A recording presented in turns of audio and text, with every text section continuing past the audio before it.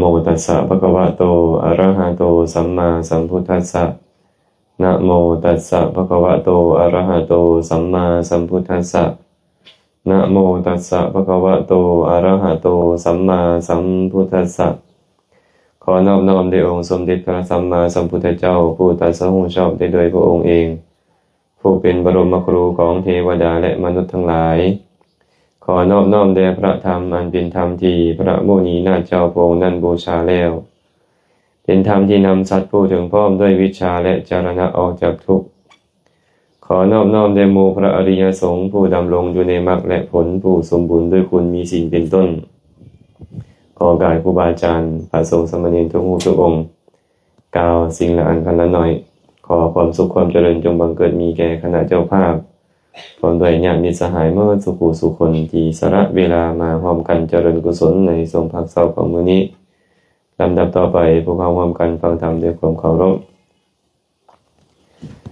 โสวิชาโนภวังโหติ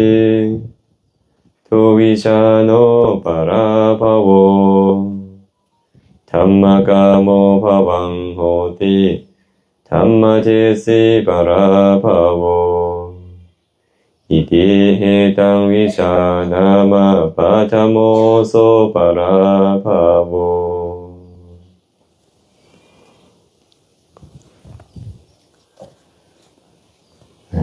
คาถานี้พระสัมมาสัมพุทธเจ้าตรัสไว้ในคัมภีร์คุตตกนิกายคุตตกปาฐะก่อนจะได้อธิบายขยายความของพุทธพจน์เบื้องต้นก็ขออนุโมทนาบุญนำครอบครัวของพ่อศิลป์ไม่ออกหนิงแพงเพชรเลยเนาะแมวยิงแพงเพชรลายยิงพดนะพร้อมด้วยเรื่อยน้องพ่อแม่ญาติกาวงศาเพื่อนมิตรสหายเพื่อนกัลยาณมิตรเพื่อนสุคนมีความประสงค์อยากจะเจริญกุศลอยากเห็นความเป็นสิริมงคลให้เกิดขึ้นในสถานที่ในครอบครัวของตนเองก็เลยได้นิมนต์ให้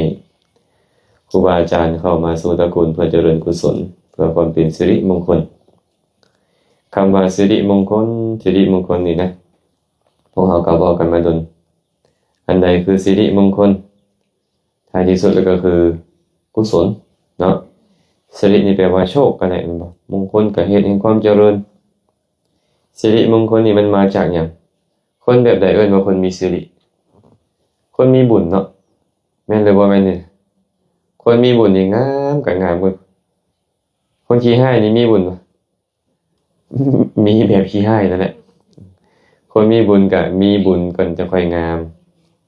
คนมีบุญมียศถาบรรดาศักดิ์คนมีบุญมีคนมั่งคั่งร่ำรวยฉะนั้นบุญนั่นแหละเป็นเหตุให้พวกเขาเอิ้นว่ามีสิริเนาะหากคนบ่มีบุญก็บ่มีสิริสิริมันแปลว่าโชคได้หั่นนะแม่นผู้ใดมีโชคผู้ใดถูกรางวัลที่1อันเมื่อวานนี่นะเมื่อก่อนนี่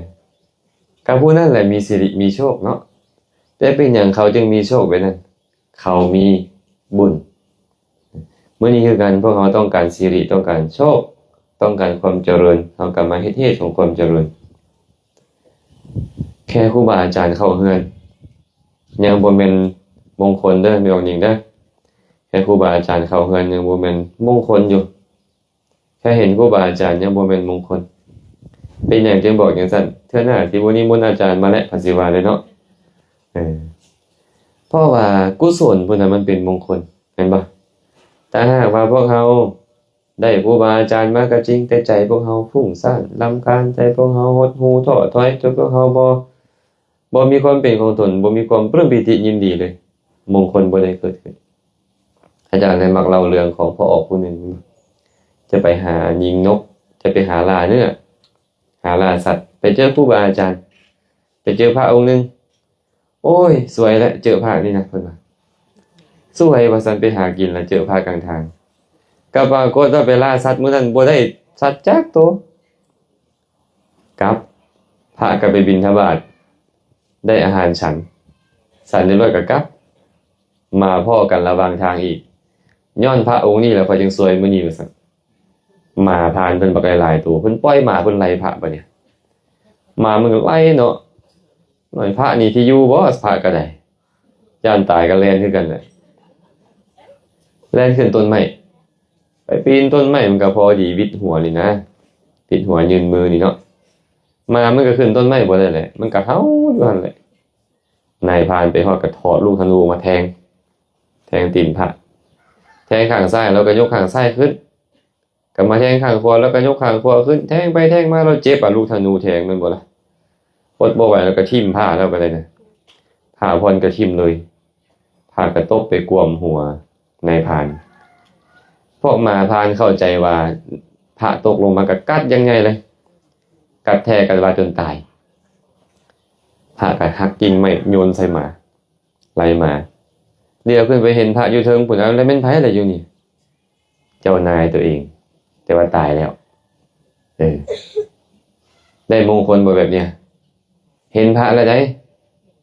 พระมาฮอดแล้วได้นี่ได้โอ้แสดงว่าแค่เห็นพระยังบ่เป็นมงคลมันสิบ่ขัดกับพุทธพจน์บ่พระพุทธเจ้าบอกว่าสมณานันจะทัสนังเอตัมมังคารมุตตัมมังการได้เห็นสมณะเป็นสิริมงคลอันสูงสุดบ่ขัดดอกแต่แค่เห็นนั้นยังบ่เป็นคันแค่เห็นแล้วใจเริ่มใสเป็นมงคลใจอ่อนน้อมลงเป็นมงคลใจปราศจากความขี้ทีเป็นมงคลยินดีในการสละเป็นมงคลเข้าไปกราบไหว้ให้อาสนะเป็นมงคลอันนั้นการได้เห็นและเป็นมงคล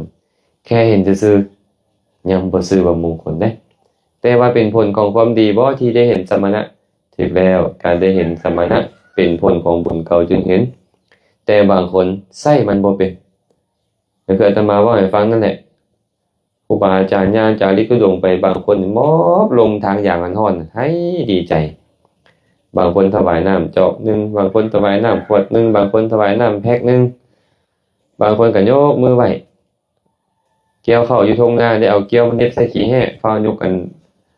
มือไหว้ครูบาอาจารย์แต่บางคนเห็นทนน้ำลายใส่ดีดขี้ออกยาใส่ได้มงคลบ่เนี่ยเห็นคือกันแต่ผู้หนึ่งได้มงคลผู้หนึ่งบ่ได้มงคล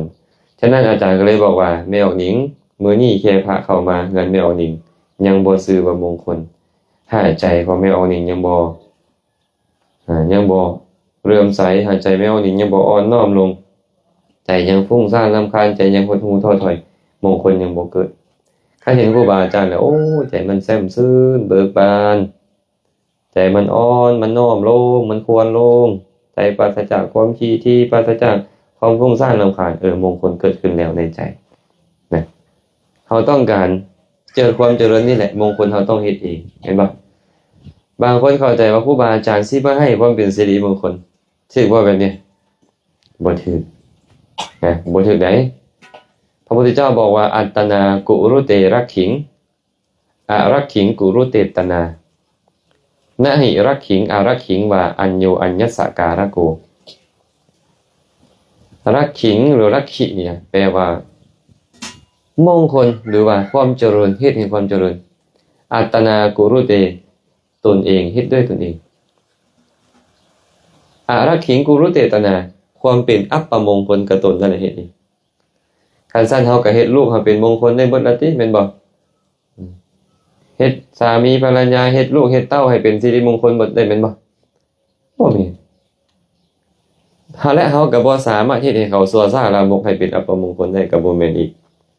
เฮาเฮ็ดเองความเป็นมงคลเนี่ยความเป็นอัปมงคลพระองค์ก็เลยบอกว่าอัตตนากุรุเตรักขิงอรักขิงกุรุเตตนาความเป็นมงคลความเป็นอัปมงคลตนเองเฮ็ดเองทั้งหมด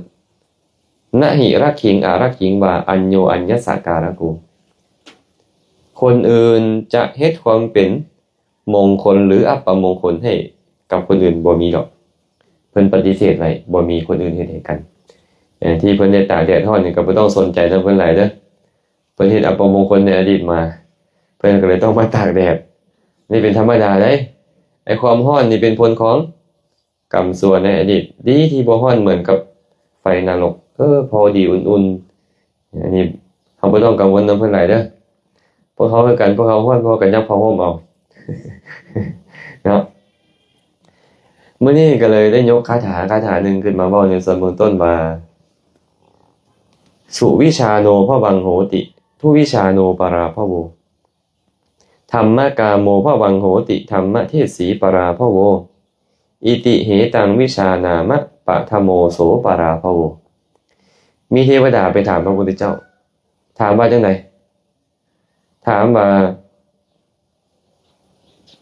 แม่นหยังเป็นปากทางของความเสื่อมเพิ่นไปฟังสิริมงคลมาแล้วเพิ่นไปฟังมงคลสูตรมาแล้ว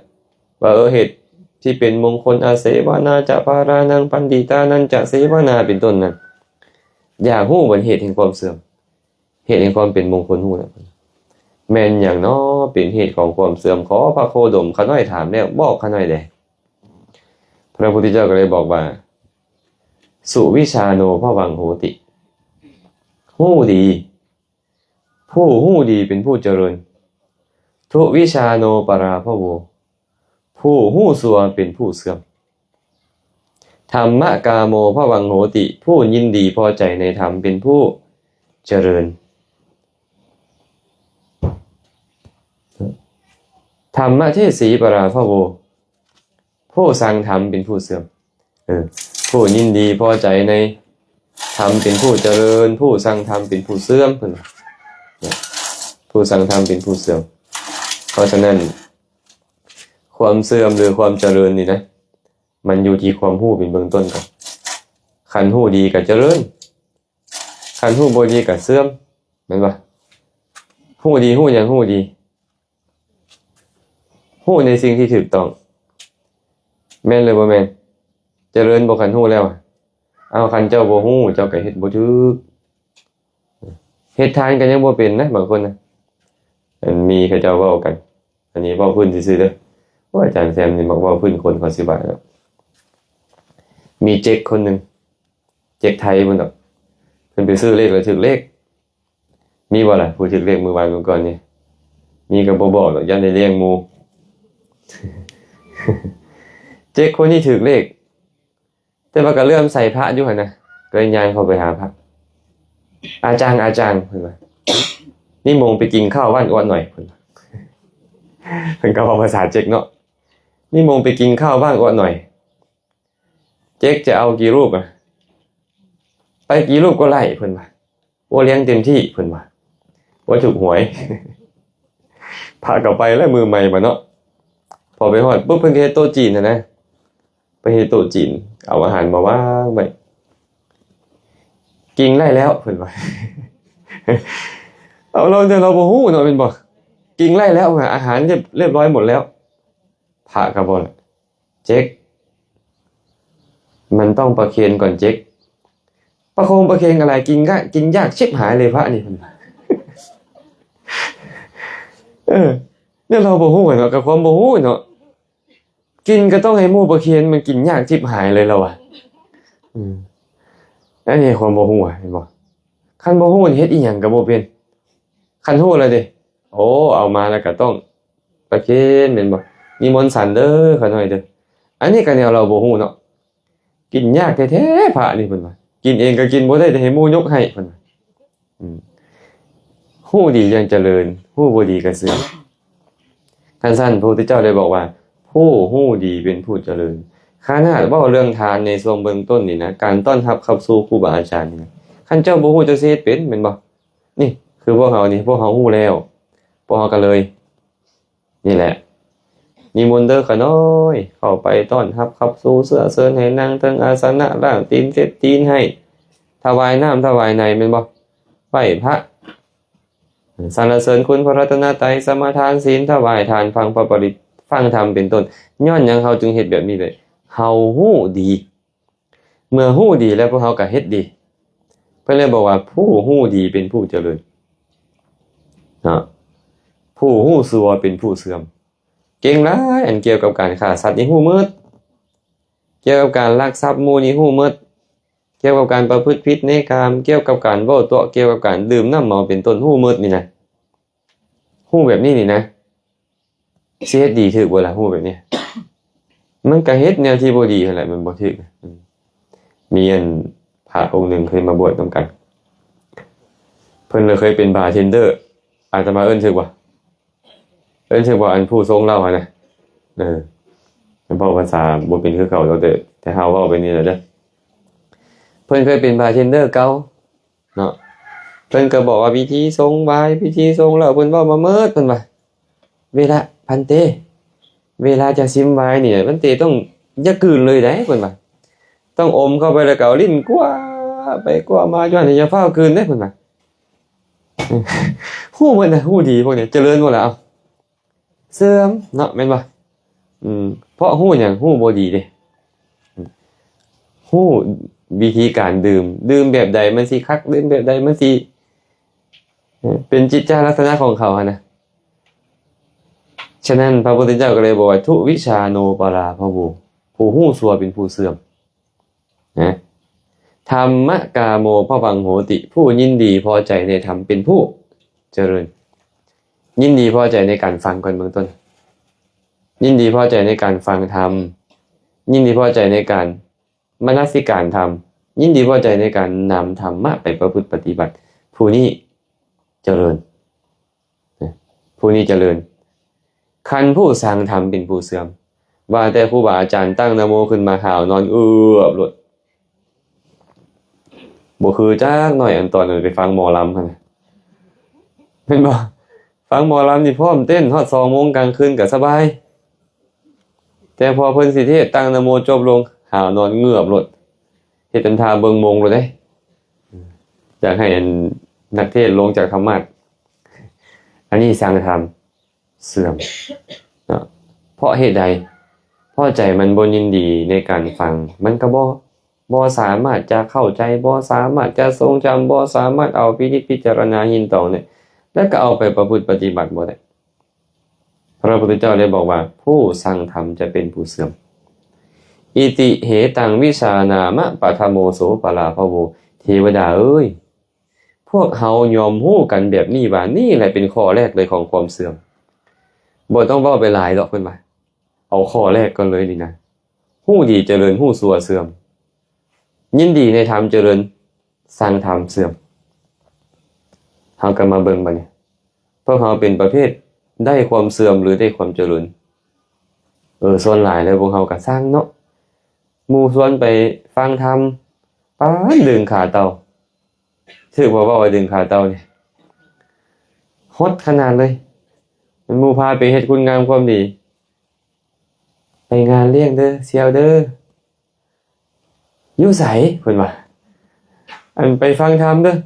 โอ้บ่คันถามบอกว่าอยู่ไสบ่คันโอ้เบิ่งก่อนคือว่าค่าเวียกบ่คือว่าบ่คันมีก็สิหาเวียกแล้วอันส่วนไปฟังธรรมนี่นะเป็นแบบนั้นบ่เป็นแบบนั้นบ่แม่นออกอันนี้มื้อเรียนแล้วมื้ออันมีเวียกมื้อเรียนธรรมะ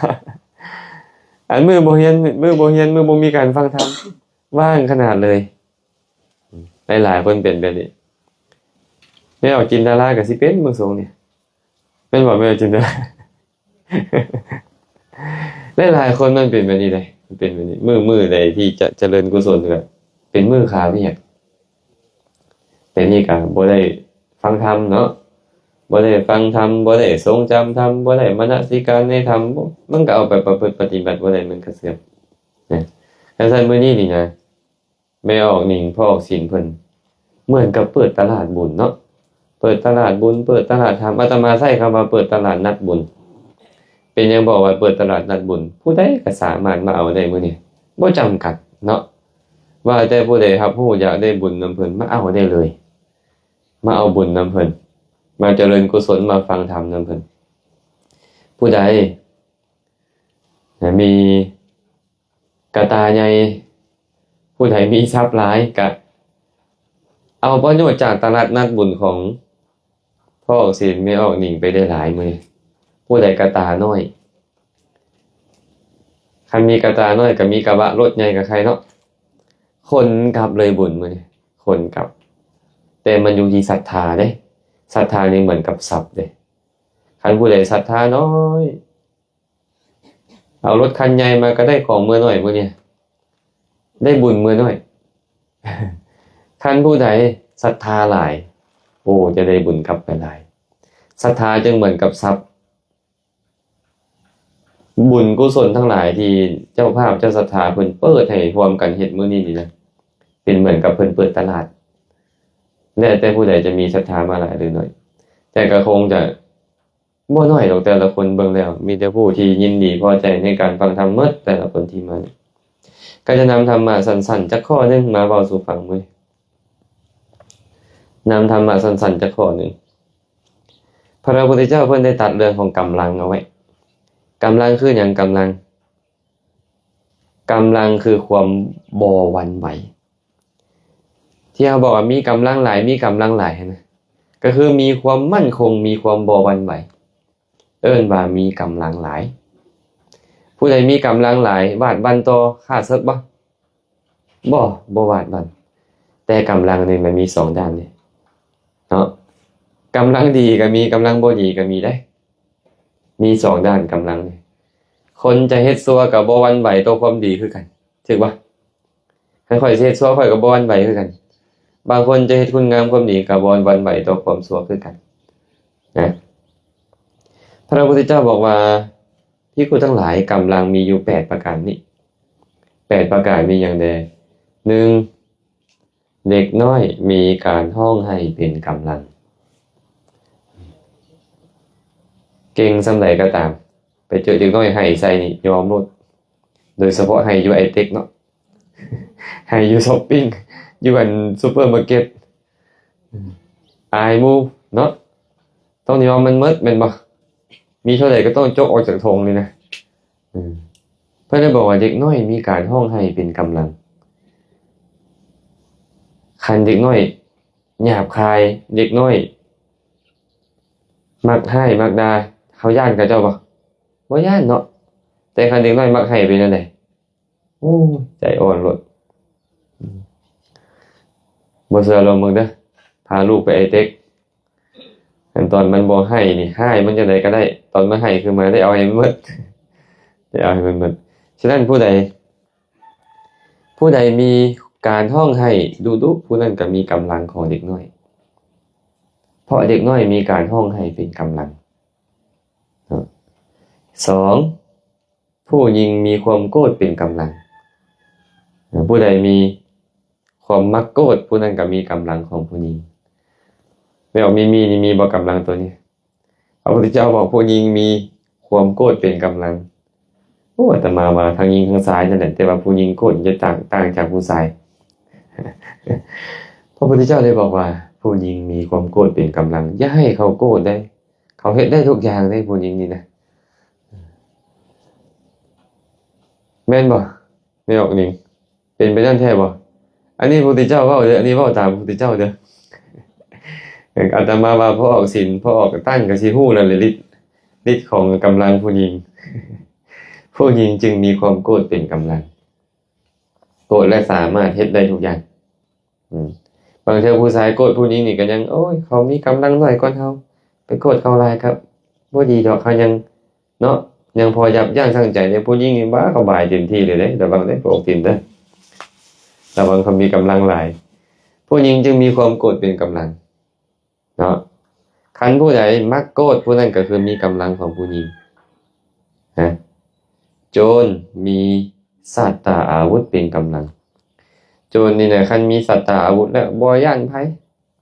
เห็นบ่โจรแถวตาลีบันบ่ย้านดอกค่อยไปจับคนมาเอาค่าไทยเรียกค่าไทยประกาศลงในโซเชียลเพิ่นแม่นบ่เขาสิย้านหยังแม่นบ่จับคนของรัฐบาลเขายังเขามาฆ่าทิ่มเขาก็บ่ย้านหยังย้อนหยังเขามีสัตตาอาวุธเขาเลยบ่ย้านไผ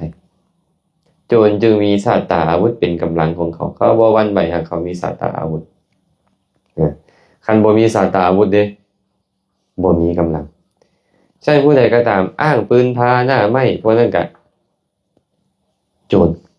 มีกำลังของโจรอ้างปืนพาหน้าไม้นี่นะพระราชามีอิสริยยศเป็นกำลังพระราชามีความเป็นใหญ่เป็นกำลัง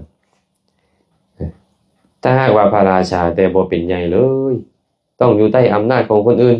มีกำลังบ่พระราชาแบบเนี้ยบ่มีอย่างเช่นบางประเทศเนาะเอาละเขาอาจจะยังบ่ลบล้าง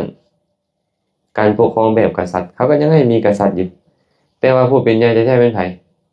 รัฐมนตรีบ่เนาะประธานประเทศบ่จังซี่เป็นต้นนี่นะนายกของข้าเจ้านะแบบนี้พุ่นละอำนาจอยู่พุ่น แต่เขามีไว้ซื่อๆบ่ลบล้างซื่อๆมีกำลังบ่สร้างอีหยังก็สร้างบ่อยอยากเฮ็ดหยังก็เฮ็ดบ่ได้จึงบ่มีกำลังฉะนั้นพระราชาจึงมีความเป็นใหญ่เป็นกำลังสร้างอีหยังได้สร้างอยากให้เฮ็ดหยังเฮ็ดได้หมดอันนี้จะเอิ้นว่ามีกำลังคันผู้ใดออกคำสั่งอย่างเดียวมีกำลังของพระราชามีความเป็นใหญ่เป็นกำลังเนาะบ่เป็นพระราชาแต่เหมือนพระราชาผู้นี้คันมีความเป็นใหญ่นี่นะเป็นแบบนี้คนพาลมาเนี่ย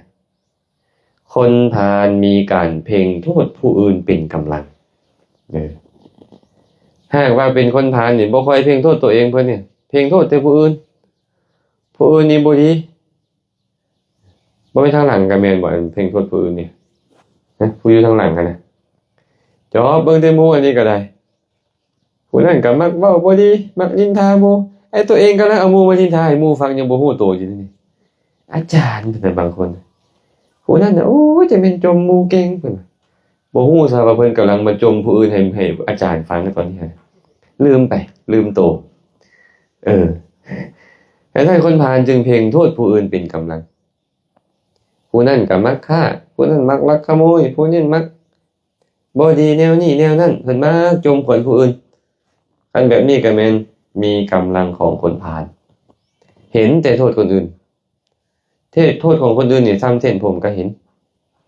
โทษของตัวเองซ้ำภูเขาก็เลียวบ่เห็นคนพาลนี่ได้พระพุทธเจ้าก็เลยเว้าคาถาหนึ่งเอาไว้โยพาโลมัญญตีภรยังปันดิโตวาปิเตนะโสพาโลจะปันดิตะมานีสเวพาโลติวุจจติบุคคลใดเป็นคนพาลผู้โง่เขลาแต่สำคัญว่าตนเองเป็นคนพาลแท้บุคคลนั้นยังเป็นบัณฑิตได้เพราะความรู้ตัวนั้นแต่บุคคลใดตนเองเป็นคนพาลผู้โง่เขลากับสำคัญตนว่าเป็นบัณฑิตพระอริยเจ้าทั้งหลายนักปราชญ์บัณฑิตทั้งหลายก็เอิ้นบุคคลนั้นว่าเป็นคนพาลอยู่นั่นแหละเจ้าจะบอกว่าตัวเองเป็นบัณฑิตปานใดก็ตามแต่เจ้านี่นะก็ถูกเอิ้นว่าเป็นคนพาลเพราะว่าเจ้ายังมีอัตยาศัยของพาลอยู่แบบนั้นต่างกันวะคันตัวเองเป็นพาลแท้แต่เพ่งโทษตัวเองมาเบิ่งตัวเองโอ้ยข่อยนี่มักขี้น้อยใจได้ข่อยมักโกรธได้ข่อยมักเอาเปรียบเอารัดคนอื่นได้ข่อยมักเว้าบ่ดีได้ข่อยมักคิดบ่ดีได้มาเพ่งโทษตัวเองไปเนี่ยจังเอิ้นว่าบัณฑิตได้คันคนพาลนี่บ่ได้เนาะพระพุทธเจ้าเลยบอกว่า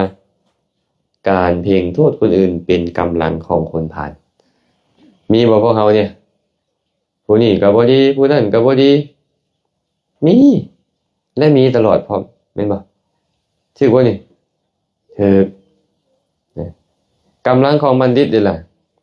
พระพุทธเจ้าบอกว่าภิกษุทั้งหลายบัณฑิตมีการบ่เพ่งโทษผู้อื่นเป็นกำลังคันผู้ใดบ่ค่อยไปเพ่งโทษผู้อื่นคันบ่เพ่งโทษผู้อื่นเพ่งโทษไผล่ะก็เพ่งโทษตัวเองเนาะโอ้ข่อยเว้าบ่ดีข่อยมักเว้าตัวข่อยต้องแก้ไขข่อยมักส่อเสียดคนอื่นข่อยต้องแก้ไขข่อยมักเว้าจาหยาบคายข่อยต้องแก้ไขข่อยมักเว้าเรื่องราวเพ้อเจ้อเลวไหลข่อยต้องแก้ไขใจข่อยมักขี้โลภข่อยต้องแก้ไขใจข่อยมักโกรธเคืองมักพยาบาทมากให้ผู้โกรธข่อยต้องแก้ไขจังซี่เป็นต้นแบบนี้เอิ้นว่ากำลังของบัณฑิตกำลังของบัณฑิตพระพุทธเจ้าเพิ่นได้แสดงพระสูตรสูตรหนึ่งเอาไว้ผมบอกว่าภิกษุทั้งหลายถ้าหากว่าทานทั้งหลายนี่นะบ่เป็นผู้ฉลาดในวาระจิตของคนอื่นทานทั้งหลายก็จงเป็นผู้ฉลาดในวาระจิตของตนเถิดพระเจ้าบ่จำเป็นดอกที่ไปฉลาดต้องไปฉลาดในวาระจิตของคนอื่นนะบ่จำเป็นต้องไปฮู้ว่าผู้นี้คิดบ่ดีแบบนี้ผู้นั้นคิดบ่ดีแบบนั้นผู้นั้นเป็นแบบนี้ผู้นี้เป็นแบบนั้นเด้ผู้นั้นกำลังคิดบ่ดีเลยเด้หั่นนะผู้นี้กำลังคิดบ่ดีเลยเด้หั่นนะผู้นั้นกำลังคิดดีผู้นั้นกำลัง คิดบ่ดีอยู่บ่จำเป็นต้องไปสลาดแบบนั้นก็ได้เพิ่นว่าเจ้าบ่สลาดในวาระจิตของคนอื่นก็จงเป็นผู้สลาดในวาระจิตของตนเองเถิดภิกษุทั้งหลายผู้สลาดในวาระจิตของตนเป็นจังได๋เปรียบเหมือนบุคคลบางคนในโลกนี้เป็นชายหนุ่มหญิงสาวมักประดับตกแต่งร่างกายมักบ่ให้สุมิตาหน้าขาวเปิ้นเบิ่นอยู่แต่ละมื้อนี่แม่นบ่ มักว่ามักตกแต่งร่างกายเขายอม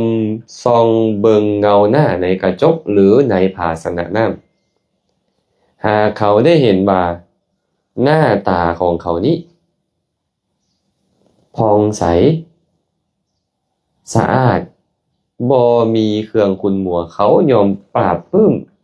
ยินดีใจแบบนี้ว่าโอ้เนาะเป็นลาภของเฮาแล้วเนาะเป็นลาภของเฮาแล้วเฮาได้ดีแล้วที่หน้าตาของเฮาผิวพรรณของเฮาผ่องใสงดงามบ่มีมลทินเนาะเขายอมปราบปลื้มใจแบบนี้พุ่นน่ะ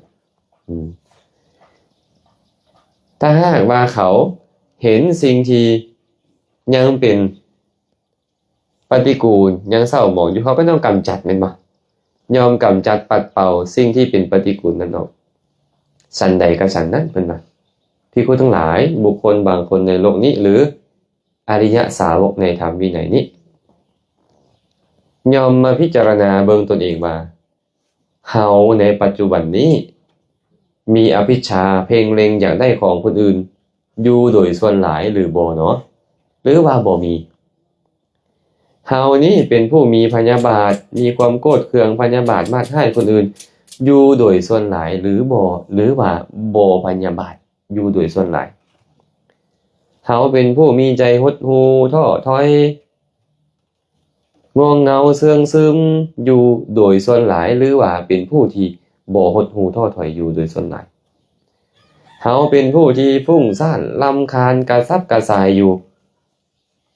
เป็นผู้ฟุ้งซ่านรำคาญอยู่โดยส่วนหลายหรือว่าบ่ฟุ้งซ่านรำคาญอยู่โดยส่วนหลายเฮาเป็นผู้มักลังเลสงสัยอยู่โดยส่วนหลายหรือบ่ลังเลสงสัยอยู่โดยส่วนหลายเฮาเป็นผู้มักโกรธอยู่โดยส่วนหลายบ่หรือบ่แม่นเป็นแบบนั้นบ่เฮามีความกระสับกระส่ายอยู่โดยส่วนหลายบ่เป็นผู้ที่มีความเกียจคร้านบ่อยู่โดยส่วนหลายบ่หรือว่าเป็นผู้มีจิตบ่ตั้งมั่นอยู่โดยส่วนหลายบ่หรือเป็นผู้มีจิตตั้งมั่นอยู่โดยส่วนหลายภิกษุทั้งหลายหากเขาพิจารณาอยู่แบบนี้เขาได้เห็นว่าโอ้เฮาเป็นผู้มีอภิชฌาได้นี่เฮามักโลภอยากได้ของคนอื่นมาเป็นของตนได้นี่เฮามีพยาบาทปองให้คนอื่นอยู่ได้นี่จิตใจของเฮาหดหู่ท้อถอยอยู่ได้ความลังเลสงสัยมีอยู่ได้นี่หรือว่าความฟุ้งซ่านรำคาญเป็นต้นมีอยู่ความโกรธความกระสับกระส่ายความหดหู่ท้อถอยต่างๆเนาะเป็นผู้ที่มีจิตบ่ตั้งมั่นมีความเกียจคร้านอยู่โดยส่วนหลายเขายอมมีฉันทะปรารภความเพียรบากบั่นพยายามเพื่อกำจัดสิ่งเหล่านั้นเสียนี่แหละเหมือนกับอย่างล่ะเพิ่นว่าเหมือนกับบุคคลที่ไฟไหม้อยู่เทิงผ้าหรือไฟไหม้อยู่เทิงศีรษะเขาย่อมพอใจบากบั่นพยายามปรารภความเพียรเพื่อดับไฟที่ไหม้อยู่เทิงศีรษะนั่นฉันใดบุคคลผู้พิจารณาเห็นแล้วว่าโอ้กิเลสมีความอยากได้ของคนอื่นมีความพยาบาทมาดให้เป็นต้นเกิดขึ้นอยู่โดยส่วนหลายในใจของตัวเองเฮาก็ต้องเฝ้ากำจัดมันให้ไวฉันนั้นคือกันนี่เอิ้นว่าสลาดในวาระจิตของตัวเองพุ่นเฮาล่ะส่วนหลายแล้วบ่เป็นแบบนั้นเนาะแม่นบ่เป็นไปได้บ่เอาบ่โจผู้นั้นมักโลภผู้นั้นขี้โกรธผู้นั้นพยาบาทมาดให้หมู่เบิ่งแม่ผู้นั้นล่ะบ่เฮ็ดอีหยังขี้คร้านมักง่ายผู้นั้นเบิ่งแม่มีแต่ใจฟุ้งซ่านรำคาญเฮาละมักจะเป็นแบบนี้แม่นบ่ผู้นั้นบ่มีศรัทธาคือเฮา ผู้นั้นบ่มีศีลผู้นั้นบ่มีจาคะผู้นั้นบ่มีสุตตะบ่มีปัญญาเฮาเราไปเพ่งเบิ่งพิจารณาแต่คนอื่นก็เลยไปเห็นให้ตัวเองบ่เห็นตัวเองเมื่อบ่เห็นตัวเองแก้ไขตัวเองบ่ได้พระพุทธเจ้าก็เลยเตือนพวกเจ้าบ่ฉลาดในวาระจิตของคนอื่นก็ให้ฉลาดในวาระจิตของตัวเองนี่แหละบ่จำเป็นต้องไปฉลาดดอกในวาระจิตของเขาหั่นน่ะนี่ให้ฉลาดในวาระจิตของตัวเองนี่พิจารณาเบิ่งจิตใจของตัวเองนี่นะโลภโกรธหลงโกรธขึ้นดุส่ำใดคันมันเกิดขึ้นอยู่ดุมันเกิดขึ้นหลายก็ต้องปราลบความเพียรบากบั่นกำจัดมันเหมือนกับคนเฝ้าดับไฟที่ไหม้อยู่เทิงผ้าหรืออยู่เทิงหัวของตนเองคันสมมุติว่าไฟไหม้อยู่ผ้าเฮาหรืออยู่หัวเฮานี่เฮาสิเฮ็ดหยังก่อนสมิตาเฝ้าไปกินชานมเย็นอยู่อเมซอนหรือว่าเข้าพักสั้นก่อนช้อปปิ้งมอลล์บันไดก่อนนึงก่อนหรือว่าจังได๋หรือว่าต้องเฝ้ากำจัดมันไฟที่ไหม้อยู่นี่ต้องเฝ้ากำจัดไฟก่อนนึงบ่คือกันเลยความโลภโมโทสันเกิดขึ้นในใจก็ต้องเฝ้าดับมันก่อนอันนี้เอิ้นว่าผู้ฉลาดคันคนโง่เขานี่ล่ะมันเป็นยามันก็ปล่อยมันไปแบบนี้แหละอันนี้เอิ้นว่าคนโง่เขาไม่เอาหนิงเพิ่นว่าเพิ่นเป็นคนมักเหงาเพิ่นว่าอุ้ยคันบ่มีหมู่อยู่บ่ได้เพิ่นว่าต้องมีหมู่อยู่ตลอดมักขี้เหงาว่าซั่นเฮาจะปล่อยให้มันอยู่ในใจเฮาหลายตัวนี้เฮาก็ต้องพยายามเฮ็ดจิตให้เบิกบานแม่นบ่อยู่ผู้เดียวบ่ได้เลยนี่บ่ได้เด้เนาะต้องมีหมู่มีพวกอยู่ตลอดเวลานี่บ่ได้เฮาก็ต้องเฮ็ดใจให้เบิกบานได้นี่นึกถึงบุญกุศลที่เฮาเคยสร้างเนาะนึกถึงสิ่งที่ดีๆที่เฮาเคยเฮ็ดให้ใจมันเบิกบานแช่มชื่นเด้หรือว่าพิจารณาธรรมเด้มันมีโทษเด้ไอ้ความเหงานี่เพิ่นเอิ้นว่าทีนมิทธะหรือความหดหู่เสื่องซึมมันเป็นบ่อเกิดโรคซึมเศร้าและแก้ไขยากความได้ตัวนี้คันเฮาบ่พยายามพิจารณาใส่ใจมันนี่นะมันเป็นโรคซึมเศร้าได้ง่ายไอ้คนเป็นโรคซึมเศร้านี่มักทำให้ตัวเองแม่นบ่มักทำให้ตัวเองสุดท้ายแล้วก็คิดสั้นพร้อมเฮาจะปล่อยให้มันเกิดขึ้นในใจเฮาโดนได้เฮาต้องฮู้มันต้องฉลาดว่าโอ้อันนี้บ่ดีเฮาก็ต้องพยายามเฮ็ดให้จิตใจแจ่มชื่นประสาทมักกินมันเถาะโลดคนแบบนี้ประสาทมักกินเด้ต้องระวังเด้อต้องระวังเนาะพระพุทธเจ้าก็เลยตรัสต่อไปว่าภิกษุทั้งหลายแต่ถ้าหากเขาพิจารณาแล้วเขาย่อมเห็นว่าตนเองนี่นะบ่ค่อยมีอภิชฌาบ่ค่อยมีปัญญาบาทบ่ค่อยมีทีนมิทธะอุทธัจจะกุกุจจะวิจิกิจฉาความโกรธเป็นต้นเกิดขึ้นในใจเลยภิกขุนั่นควรตั้งอยู่ในธรรมนั่นและควรพยายามปรารภความเพียรบากบั่นเพื่อเฮ็ดให้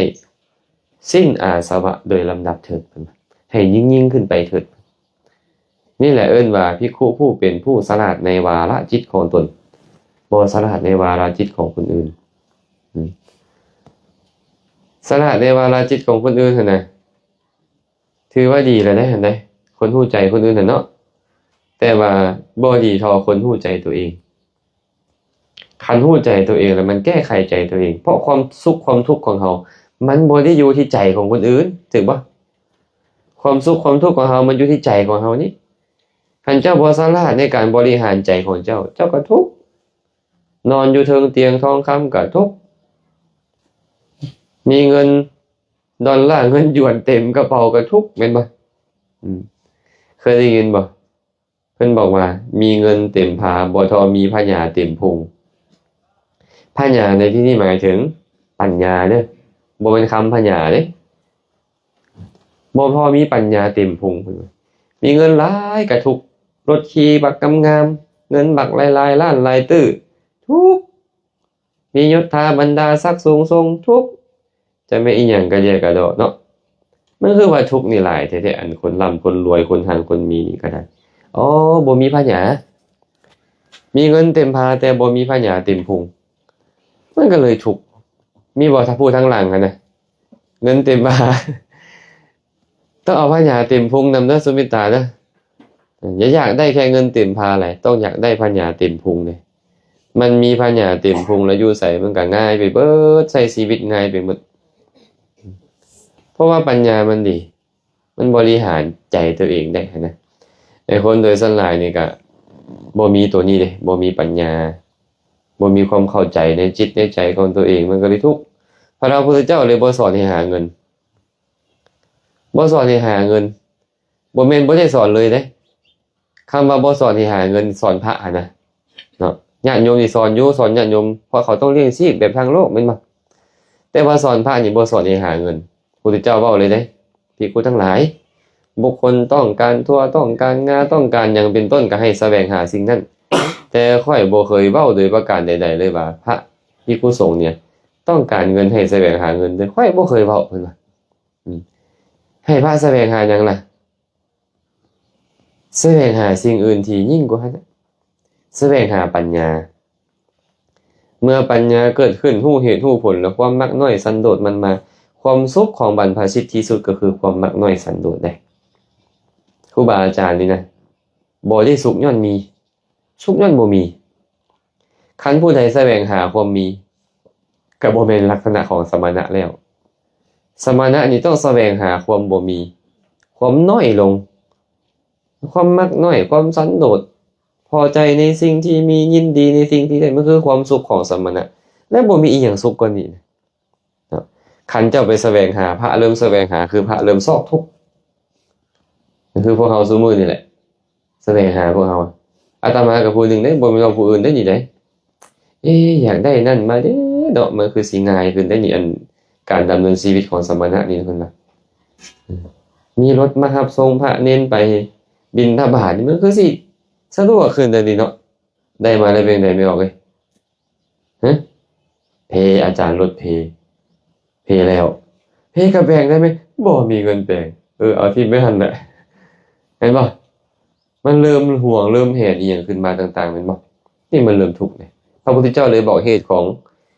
งความทุกข์นี่นะเริ่มมาจากตัณหาความอยากในตัณหาสูตรพระองค์อื่นเนาะเมื่อมีตัณหาก็ต้องมีการแสวงหาแล้วก็ได้มาแล้วก็เริ่มเพ่งพินิจแล้วก็เริ่มมีการหมกมุ่นได้บ่เนี่ยพอใจเมื่อมีความพอใจก็หมกมุ่นเมื่อหมกมุ่นลงไปแล้วก็เริ่มยึดถือเนาะเมื่อมีความยึดถือก็มีความหวงแหนมีความถี่ทีพอมีความถี่ทีแล้วก็เริ่มมีการคุ้มครองป้องกันดูแลอารักขาได้บ่เนี่ยบางทีก็ต้องมีฮอดปืนพาหน้าไม้บ่ได้เนาะบางทีก็ต้องมีก้อนกำลังบ่ได้ไปคุ้มครองป้องกันดูแลเริ่มมีการด่าว่าการเสียดสีมึงกูเกิดขึ้นเริ่มมีการฆ่าฟันรันแทงทุบตีตามมาสุดท้ายทุกตัวเดียวเลยต้นตอของมันคือความอยากได้คือตัณหานี่เองนะคันซั่นพระพุทธเจ้าเลยสอนพระให้มักน้อยสันโดษกำจัดตัณหาบ่ต้องอยากมีให้พอใจในสิ่งที่มีอยู่ฮะได้ก็เอาบ่ได้ก็บ่เป็นหยังมีอันใดก็อยู่เป็นนั้นเนี่ยเห็นได้จวนน้อยเพิ่นได้จีวรไปเพิ่นดีใจเห็นบ่เนี่ยองค์นางข้างเสาเห็นบ่พระเถระสละจีวรให้เพิ่นป้าเพิ่นภูมิใจขนาดเลยเพิ่นมีความสุขไหมอ่ะผมไม่ออกจะเอาผ้าใหม่ไปเพิ่นได้เพิ่นให้ได้เพิ่นบ่ได้มีความสุขได้เห็นได้นี่บ่จำเป็นต้องมีพ่อมีแม่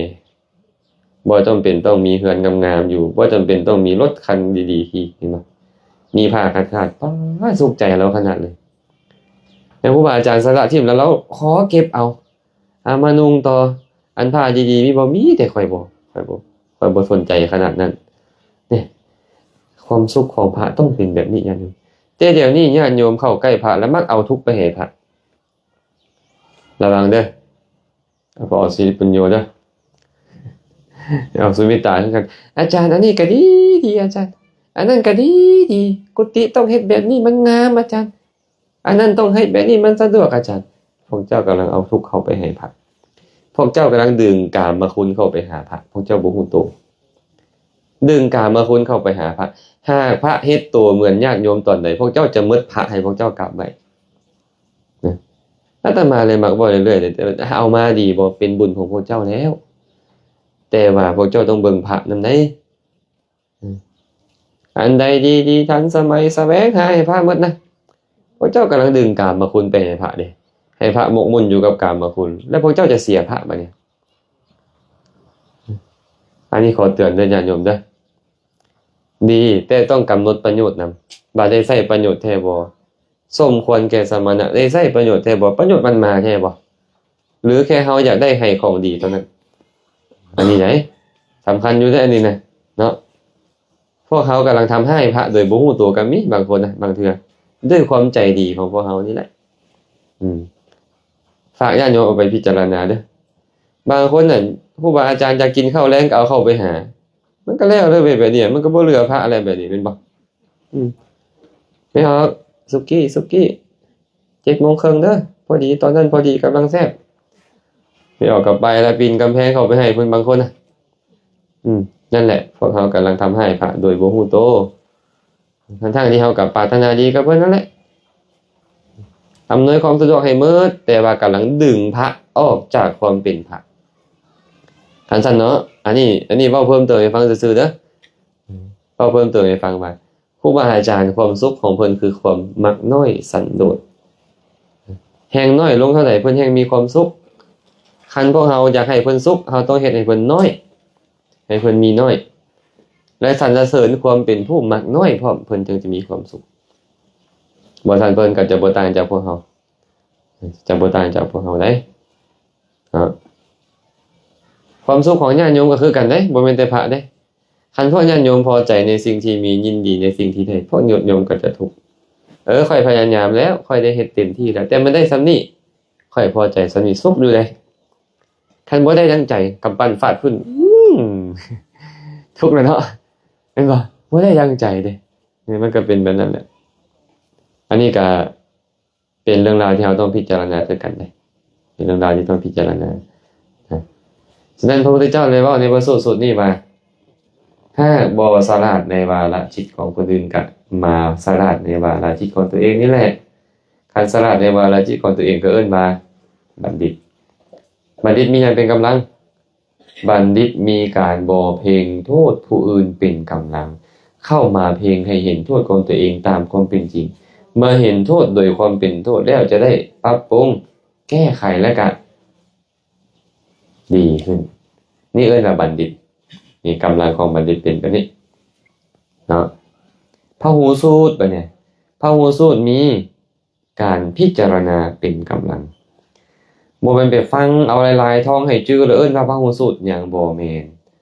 พหูสูตรต้องมีการพิจารณาเนื้อความของถ้อยคำเว้าที่ฟังมาทรงจำมานั้นจังเอิ้นว่าพหูสูตรได้เป็นหยังพระพุทธเจ้าเว้าเรื่องพหูสูตรขึ้นมาพระองค์จึงบอกว่า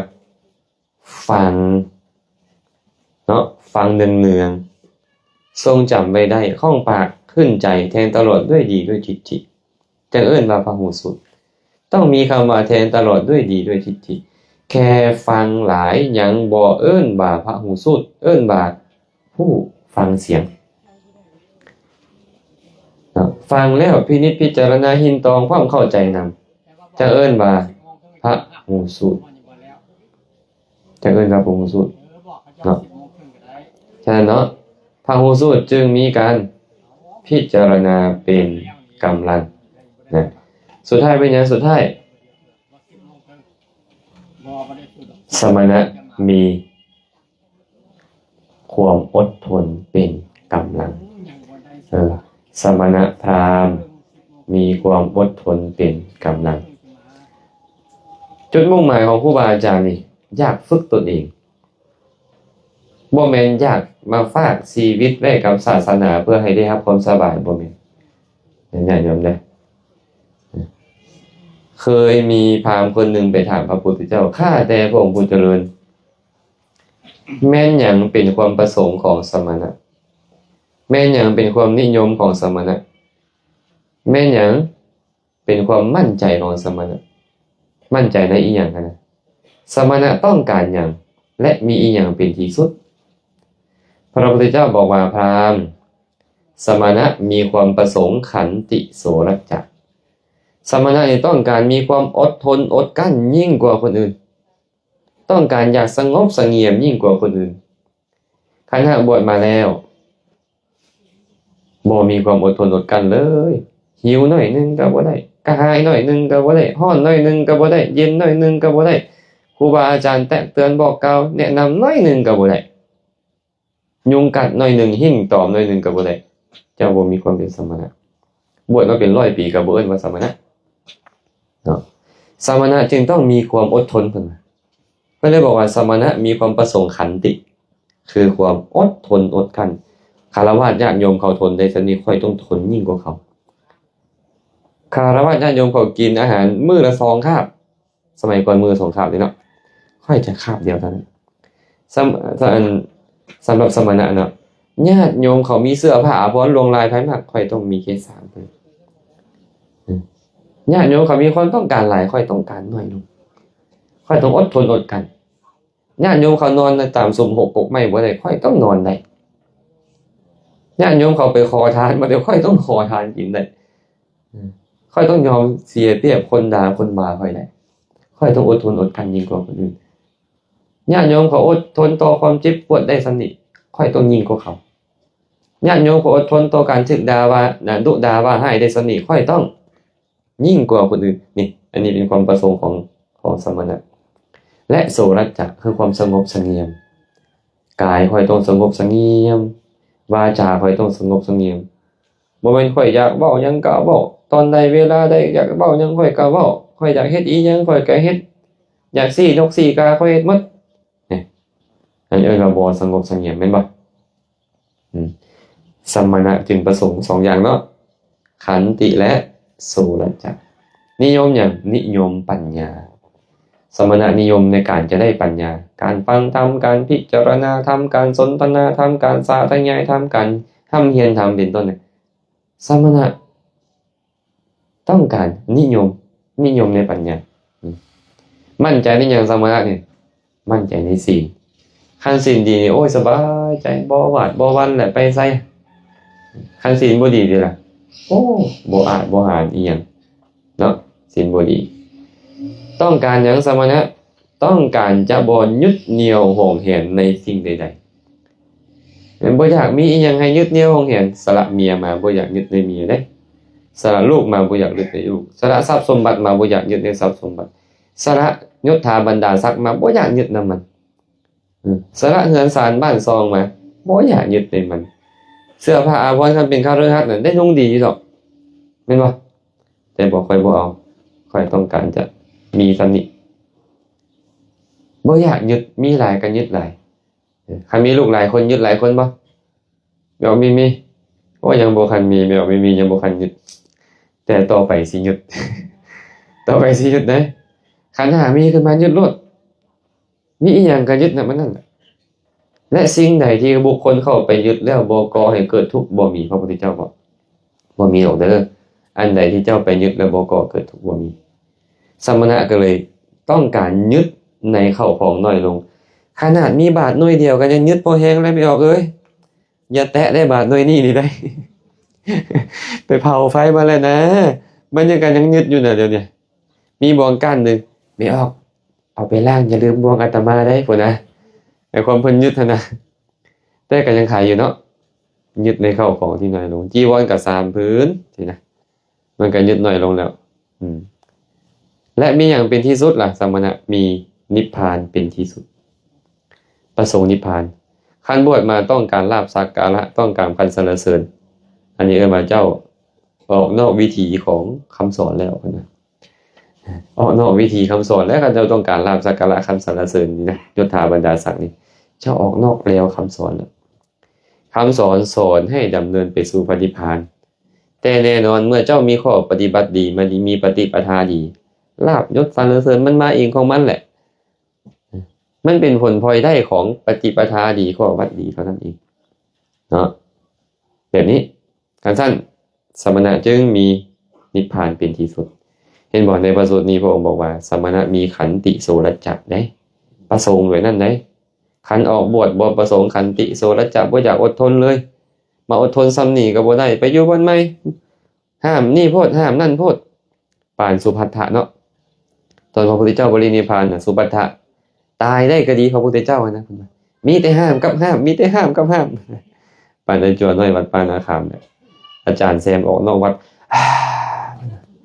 เพิ่นสบายใจอาจารย์บ่อยู่วัดโอ้โล่งขนาดเลยว่าซั่นบ่มีผู้คุมถ้าอาจารย์มาวัดปุ๊บเริ่มหนักใจแล้วเริ่มหนักใจอันนี้บ่ได้แบบนี้คันคิดแบบนั้นคันว่าบ่อยากให้ครูบาอาจารย์ควบคุมดูแลแนะนำบอกกล่าวบ่ได้เด้เฮาต้องยินดีพระอราหุลน่ะตื่นเช้าขึ้นมาจื้อได้จัวหน่อยเด้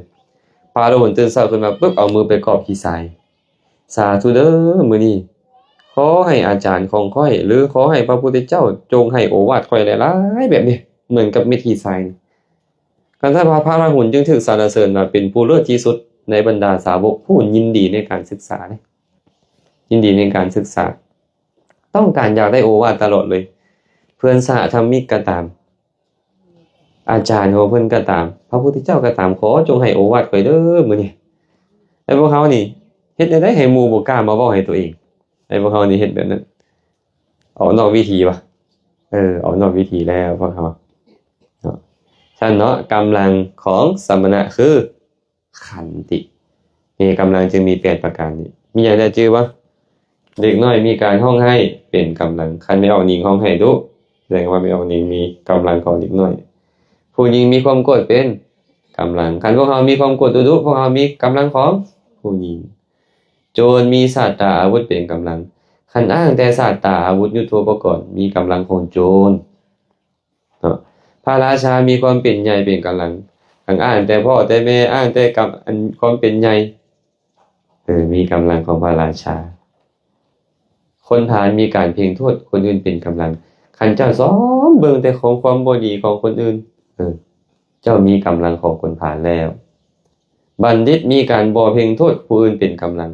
แต่บ่แม่นบ่เห็นโทษของผู้อื่นเด้บ่ไปเพ่งจุดนั้นมีอยู่แล้วแหละทุกคนต้องมีโทษเฮาเบิ่งก็ต้องเห็นโทษของกันแหละแต่ว่าเฮาบ่เอาจุดนั้นมาเป็นประเด็นนะเห็นว่ามันบ่ดีเฮาก็ปล่อยผ่านบ่เฮ็ดตามบ่ไปสนใจแนวดีหมู่ละเบิ่งเนาะบัณฑิตจึงบ่เพ่งโทษผู้อื่นเป็นกำลังคันผู้ใดเป็นไปนั่นก็เอิ้นมีกำลังของบัณฑิตพระอุสุเด้มีปกติพิจารณาเป็นกำลังอ่านธรรมะฟังธรรมะมาแล้วก็พิจารณาส่วนสมณะมีขันติความอดทนเป็นกำลังคันเฮามีความอดทนดีแสดงว่าเฮามีกำลังของผู้สงบครับมื้อนี้ก็เอาละกำลัง8ประการมาเว้าสู่ฟังนี่แหละนะก็จะบ่ได้เว้าอีหยังหลวงหลายเนื่องจากว่าแดดก็ร้อนขึ้นเริ่มต้นด้วยแดดวิตามินตอนนี้วิตามินเริ่มหายแล้วนะก็คงจะพอสมควรเนาะขออนุโมทนาบุญนำครอบครัวพ่อออกศิลป์มีออกหนิงพร้อมด้วยเพิ่นพ่อน้องพี่ลุงป้าน้าอาพ่อแม่พี่น้องกัลยาณมิตรทุกคนทุกฐานที่ได้เสริญให้ครูบาอาจารย์เข้ามาสู่ตระกูลเพื่อเจริญกุศลเพื่อความเป็นสิริมงคลก็คือเพื่อเฮ็ดกุศลให้เกิดขึ้นในใจและขอให้บุญกุศลนี้จงเป็นปัจจัยอำนวยอวยไสให้ทานทั้งหลายจงได้ประสบพบเจอแต่ความสุขปราศจากทุกข์ทั้งปวงหากปรารถนาสิ่งหนึ่งประการใดอันเป็นไปในทางที่ชอบประกอบด้วยธรรมแล้วก็ขอให้ความปรารถนาของทุกคนทุกทานจงสำเร็จโดยทั่วกันทุกทานทุกคนเทอญ